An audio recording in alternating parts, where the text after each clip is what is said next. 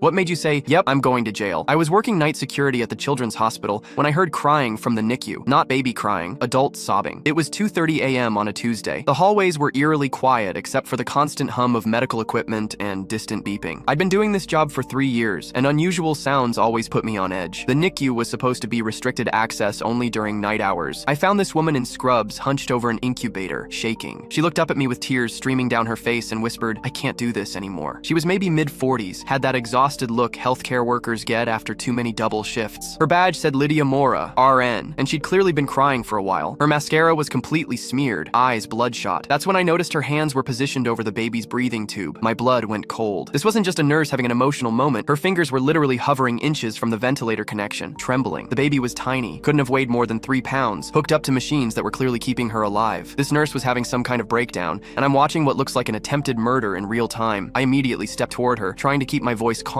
but firm. "Ma'am, please step away from the baby." She started crying harder, her whole body shaking. "You don't? I understand. She's suffering. Look at her." The baby was connected to a dozen machines, had been in the NICU for months according to the chart hanging nearby. Tiny tubes going into her nose, IVs in both arms, chest rising and falling only because of the ventilator. But that didn't matter. I couldn't let this happen. I could see in Lydia's eyes that she'd already made her decision. She wasn't just emotional, she was resolute. Her hand moved closer to the tube. I pressed my security alarm and gently but firmly pulled her hands away from the equipment. She didn't resist, just collapsed into a chair, sobbing uncontrollably. Within seconds, doctors and nurses flooded in. The alarm had brought everyone running. Night supervisor, 2 doctors, 3 nurses, all wondering what emergency had triggered the alert. They saw me restraining their colleague next to a critical patient. The head nurse, a stern woman named Marisol, immediately assumed the worst. "What did you do? Did you touch the baby? Did you touch any equipment?" I tried to explain what I'd witnessed, but Lydia was hyperventilating, couldn't speak coherently. She kept mumbling something about ending the pain. And she's been here too long. The other nurses were frantically checking all the machines, looking for any signs of tampering. They were treating this like I had somehow endangered the patient. Then, security footage review began. The hospital's protocol required immediate investigation of any incident in the NICU. Cameras showed me approaching Lydia while she was positioned over the incubator, then physically restraining a medical professional. Without her clear testimony about what she was actually planning, it looked like I had assaulted a nurse while she was providing care